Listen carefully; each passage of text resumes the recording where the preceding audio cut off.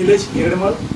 मैं ऊर्जा समाचार का महाराष्ट्र का कार्यकारी संपादक से बात कर रहा हूँ।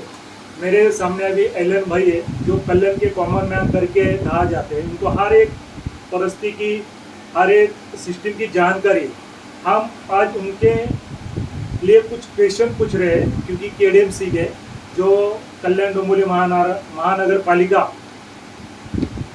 कैसे चलाते अधिकारी लोग और काम कैसा चलता है। तो मेरा नेक्स्ट क्वेश्चन रहेगा अभी एलन भाई। एलन भाई जी नमस्कार। आप कल्याण डोंबिवली महानगर पालिका सिस्टम के बारे में क्या जानकारी है, क्योंकि अभी जो वुमन मैन जो बोलती है आयुक्त जाखड़ मैम, वो अभी सहे हो गई, उसका ट्रांसफर हो गया, लेकिन वो कब आई कब चलेगी, उसके कार्यकाल में कुछ काम हुआ कि नहीं हुआ, कि आपका क्या ख्याल है? जैसे कि आपने बताया कल्याण डोंबिवली महानगर पालिका कैसे चलती है। कल्याण डोंबिवली महानगर पालिका तो राम भरोसे हिंदू होटल की तरह चलती है। कल्याण डोंबिवली महानगर पालिका में कोई ऐसा डिपार्टमेंट नहीं है या कोई ऐसा अधिकारी नहीं है जो भ्रष्टाचार में लिप्त न हो।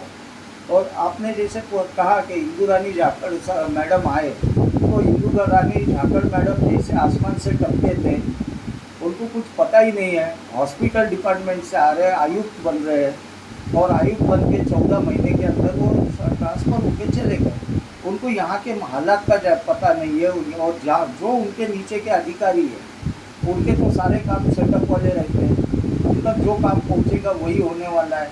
मुझे तो यही नहीं, आप मुझसे पूछ रहे हो इंदू रानी झाकड़ जी के कार्यकाल में क्या काम हुआ, मुझे तो यही डाउट है कि इंदू रानी झाकड़ मैडम को भी डाउट होगा कि मेरे कार्यकाल में कोई काम हुआ भी है या नहीं। मैं आपको एक मिनट ये रुकता हूँ एलन भाई जी। मेरे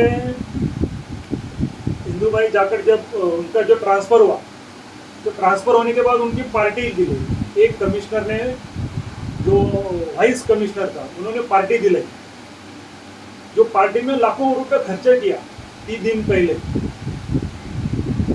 फिर जाखड़ मैडम ने पार्टी एक्सेप्ट कैसे की, उसके बारे में आपकी क्या राय है? इस पार्टी के बारे में तो मुझे ज़्यादा जानकारी नहीं है, मगर फिर भी अगर कोई अधिकारी एक ऑफिसर के ट्रांसफ़र होने के ऊपर इतना खर्चा करता है, तो उसके 2 ही रीज़न हो सकते हैं। एक तो या तो उसने उसके कार्यकाल में बहुत ज़्यादा इनकम कमा लिया है, या तो दूसरा ये हो सकता है कि उसके सबसे ज़्यादा काम अटके हुए हो और इसके जाने के वजह से उनको इतनी खुशी हो गई कि 2-5-10 लाख रुपए चले जाते कोई बात नहीं, मगर आगे मेरे काम निकल जाएंगे, मैं ये 10 लाख कहीं से बना लूँगा, ये अपेक्षा होगी, इसलिए दिए होंगे पार्टी। और एक क्वेश्चन है, जैसे अपना फुटपाथ है, कुछ शॉप है, जो वाइस कमिश्नर लोग रहते हैं उनके हाथ में कुछ परवाना का उसको ये मिलता है, अथॉरिटीज मिलता है। तो ऐसा कुछ परवाना आ गया जो हिंदू के एकदम करीब है, जैसे गाय बैल हिंदू के लिए भगवान जैसा है।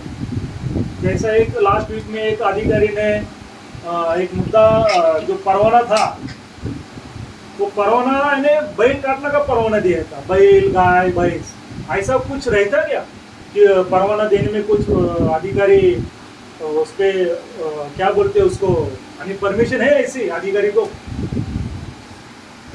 जैसे आपने कहा कि हिंदू की भावना से संबंधित मुद्दा जो आपने बताया, तो अपने देश में कम से कम 5 साल हो गए, बल्कि ज़्यादा ही कहा जा सकता है कि हमारे देश में बैल और उनके वंशज काटने के लिए पूरी तरीके से बंदी है। अच्छा। और महाराष्ट्र में तो डेफिनेटली है, जब से देवेंद्र फडणवीस की सरकार आई थी तब से ये बंद है। उसके बाद फिर शिवसेना आई, मगर किसी ने इस कायदे के साथ कोई छेड़छाड़ नहीं किया है। बैल काटने का परवाना, बैल और बैल के वंशज काटने का परवाना कम से कम महाराष्ट्र में देना किसी के बस की बात नहीं है। और अगर कोई अधिकारी ऐसा दे रहा है, इसका मतलब वो पूरी तरीके से कायदे का उल्लंघन कर रहा है। उसके ऊपर आईपीसी की धारा के हिसाब से कानूनी कार्रवाई होना चाहिए और इस बात का संज्ञान खुद पुलिस ने सुमोटो लेना चाहिए। मैं एसीपी साहब से, अगर एसीपी साहब तक मेरी वीडियो पहुंच रही है, तो मैं एसीपी साहब से रिक्वेस्ट करूंगा कि इस बात को सुमोटो लें और उनके खिलाफ एफआईआर दाखिल करें। लेकिन आपको क्या लगता है जो कमिश्नर ने, वाइस कमिश्नर ने जो परवाना दिया है वो तो खुद से मन से तो नहीं दिया होगा, या कुछ उससे पैसे लिए होंगे, या कुछ उसके एक्ट रहेगा होगा? अभी देखिए, अभी पहले ही क्वेश्चन का मैंने आपको जवाब दिया कि कल्याण डोंबिवली महानगर पालिका राम भरोसे हिंदू होटल की तरह चल रही है। कल्याण डोंबिवली महानगर पालिका दुनिया की सबसे अमीर महापालिकाओं में 8वें-9वें नंबर पे आती है, और सबसे भ्रष्ट महानगर पालिका में शायद फर्स्ट नंबर पे आती होगी, क्योंकि अभी पिछले हफ्ते ही 45वां नंबर लग चुका है भ्रष्ट अधिकारियों में, और भी कितने होंगे इसका पता नहीं है। तो ये परवाना जो है, परवाना ऑफिशियल तो कोई परवाना दे नहीं सकता है। हाँ, ये हो सकता है कि उस ऑफिसर की हलगर्जीपना और उसने जो अंडर टेबल वगैरह कुछ काम किया होगा, इसके वजह से उसने इतने अंधेपन में परवाने पे साइन कर दिया कि उसने ये तक नहीं देखा कि परवाने के ऊपर प्रिंटेड क्या है। अच्छा, यानी ऑफिसर करप्ट तो है ही है, हलगर्जी भी है। वो सिर्फ काम के नाम पे सिर्फ कहीं से पेपर आया, साइन कर दो और अपना काम निकाल दो, इतना फिर आप उसके ऑफिसर के खिलाफ कुछ एफआईआर कर सकते हैं क्या? कुछ एक्शन ले है क्या, लेने की है क्या, कुछ जन आंदोलन करने है क्या, आनेशन में बैठने वाले आप? क्योंकि ये मुद्दा बहुत इम्पोर्टेंट है। अभी तो प्रेस में किधर आया नहीं है। मेरे ख्याल से उसका डेट 31 मार्च को ख़त्म हुआ है, लेकिन उसने ने और एक एप्लीकेशन दिया, जो परवाना का डेट दिया था, और एक डेट देने वाले की कोशिश कर रहे हैं जो कमिश्नर, यानी और 1 साल उसको बढ़ाने देना है, एक्सटेंड कर रहे हैं। तो पैसा भर के मेरे ख्याल से 5,100 रुपया, 5,200 रुपये उसको फी है। ये तो ऑफिशियल फी होगी ना। हाँ, फिर लेकिन परवाना देने से मना कर रहे तो फी क्यों भर रहे फिर? परवाना देने से मना नहीं कर रहे हैं, इसका मतलब ये हो गया कि ऑफिसर ने जो गलती किया है उसको वापस से वो ये करना चाह रहा है। और अभी आपने कहा कि अभी किसी ने उसके खिलाफ तकरार की हुई है। हाँ, की है। अगर किसी ने उनके खिलाफ तकरार की है तो अब मुझे नहीं लगता कि वो सेम फॉर्म आएगा। वो फॉर्म में से वो महीस रख देगा, बैल निकाल देगा, और अपने आप को क्लियर करने की पूरी तरीके से कोशिश करेगा। मगर इसका मतलब ये नहीं होता कि उसका गुनाह छूट जाता है। उसका हलगर्जीपना और उसका ये जो है, ये उसमें भी दिखाई देगा कि भाई कम से कम जो लास्ट ईयर उसने वो दुकान में जो भी इलीगल एक्टिविटीज़ हुई है उसके लिए तो वो जिम्मेदार माना जाएगा ना। और मैं क्यों केस करूँगा? केस करने के लिए अगर किसी सामाजिक प्रतिष्ठान वगैरह ने अगर अप्लाई किया है तो ये काम पुलिस डिपार्टमेंट का है। या मैं तो बोलता हूँ, मैं तो कहता हूँ कि कल्याण डोंबिवली महानगर पालिका नवनिर्वाचित जो आयुक्त आए हुए हैं उनका काम है कि वो सुमोटो लेके और अपने आप को जाहिर करें कि भाई मैं एक कायदे का द्योतक हूँ और संविधान की रक्षा करने के लिए और लोगों को इंसाफ देने के लिए इस कुर्सी पर बैठा हूँ, इसलिए मैं अपने अधिकारी की गलती क्षमा नहीं करूँगा। उसके लिए जो भी कायदे से होता है वो उसके खिलाफ कार्रवाई करेंगे, उनके खिलाफ एफआईआर करेंगे। लेकिन आपने जो नए कमिश्नर आए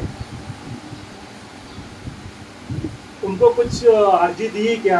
क्योंकि उनको अर्जी देने के बाद उनको मालूम पड़ेगा कि हमारे जो नीचे के जो अधिकारी उन्होंने क्या किया है।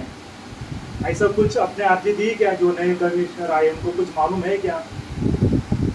नहीं, मैंने तो अर्जी नहीं दिया, मगर अभी आपने ही बताया कि किसी ने अर्जी दी हुई है। हाँ, दी। अगर किसी ने अर्जी दी है और अगर आयुक्त को यही नहीं पता चल रहा है कि इतने इम्पोर्टेंट मैटर के बारे में अगर आयुक्त को पता नहीं चल रहा है कि ये लेटर ऐसा कोई कंप्लेंट अपने पास आई हुई है, इसका मतलब ये आयुक्त भी अपने पद के लायक नहीं है। ओके, मैंने आपको कल्याण के कॉमन मैन करके एक दे दिया है सम्मान। तो मेरा एक ही क्वेश्चन है, यही नहीं रहेगा, दूसरा एक क्वेश्चन रहेगा मेरा। आप जितने साल से इधर रह रहे कल्याण डोंबिवली महानगर पालिका के अंदर, आप एक जरा काम बताओ मेरे को जो हमेशा के लिए लोग भी याद करते हैं, जो केडीएमसी ने अच्छा विदाउट भ्रष्टाचार का काम किया, विदाउट करप्शन का काम किया है। और आपकी क्या ख्वाहिश है कि कल्याण डोंबिवली महानगर पालिका में ऐसा कौन सा काम होना चाहिए जो जनहित में भी लागू हो गया है? और जो नए जो लोग आते हैं अधिकारी, उनको जो नया कमिश्नर बैठा है उनके सिर पे, उनको कैसा हैंडल करना चाहिए? क्योंकि अभी मेरे ख्याल से 3 या 4 साल से नगर सेवक ये भी नहीं, सब प्रशासकीय लोग चलाते हैं, और प्रशासकीय लोग चलाते उनके कुछ प्रेशर नहीं है, लोगों को भी नहीं और नगर सेवक को भी नहीं। तो इसकी आपकी क्या राय है? सबसे पहले तो मैं आपसे ये कहूँगा कि मुझे ऐसा कोई खास काम दिखाई नहीं देता कल्याण डोंबिवली महानगर पालिका जिसके बारे में कल्याण डोंबिवली महानगर पालिका का स्तुति गाली किया जा सके। और नए आयुक्त आए, नए आयुक्त क्या करेंगे क्या नहीं करेंगे, जब इतने आयुक्त आते गए उन्होंने कुछ नहीं किया तो ये आयुक्त कुछ कर लेंगे ऐसी अपेक्षा नहीं कर सकते। और कल्याण डोंबिवली महानगर पालिका में पिछले 5-7 साल से प्रशासकीय हुकुमशाही चल रही है, और ये हुकुमशाही की वजह से कल्याण डोंबिवली महानगर पालिका में किसी भी विभाग का प्रबंधन देखो सबसे घटिया दौर पे चल रहा है।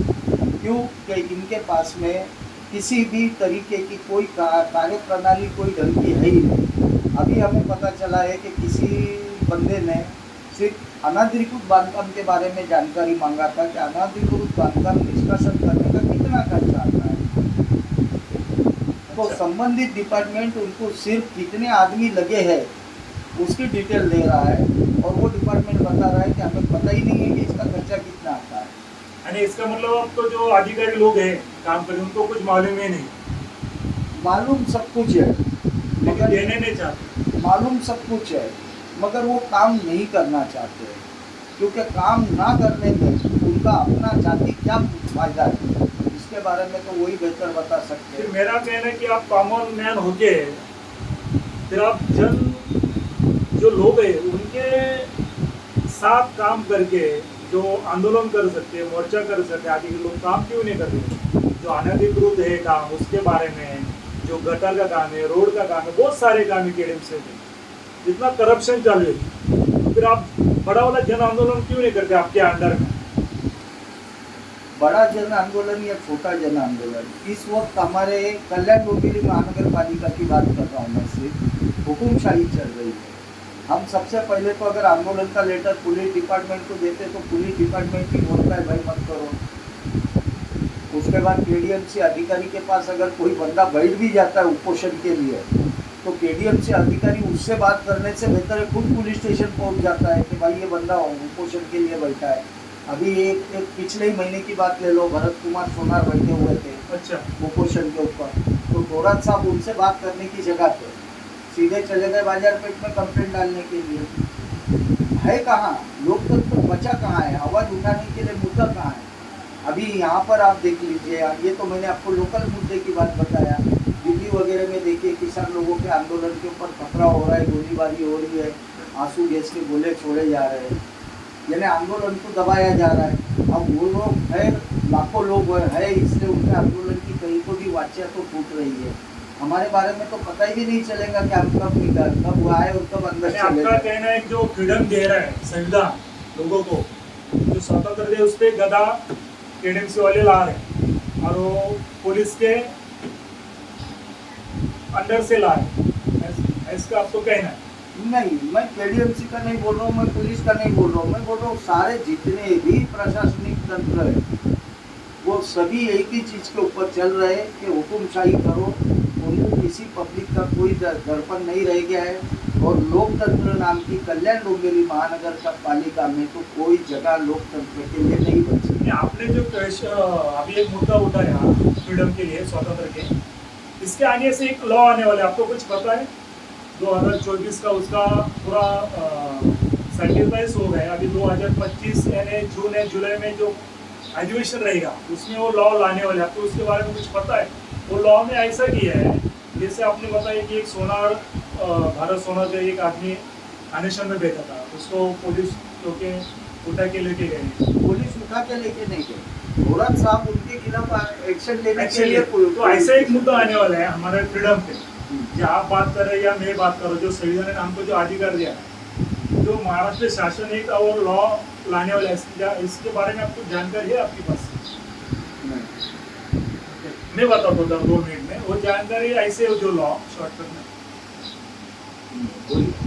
तो लॉ ऐसा है, जो हम अभी अनशन कर रहे हैं, ये किसी के खिलाफ बोल रहे हैं, वो नहीं किया जा सकता। जो किया तो उसको पकड़ सकते, ऐसा वो लॉ लाना। यानी वही बात हो गई ना, इसका मतलब कि आप किसी भी सरकारी सरकारी तंत्र जो है, सरकारी विभाग है या सरकार है या सरकारी खाता है, उसके बारे में अपनी विचारधारा प्रकट मत करो। अगर आपकी उसके फेवर में विचारधारा है तो ही बोलो, अगर आप उसके विरोधक के विचारधारा के तो बात ही मत करो। आप यानी अच्छा हो बुरा हो ठीक है एलन भाई जी, हमारे पास सिर्फ 5 मिनट का टाइम था, लेकिन 10 मिनट टाइम ले लिया है। तो मैं आगे की जो पत्रकार परिषद बोलते हैं या बाइट बोलते हैं वो आगे के एपिसोड में लेंगे। अभी फिलहाल हम रुकते हैं। जय हिंद, जय महाराष्ट्र। अभी आप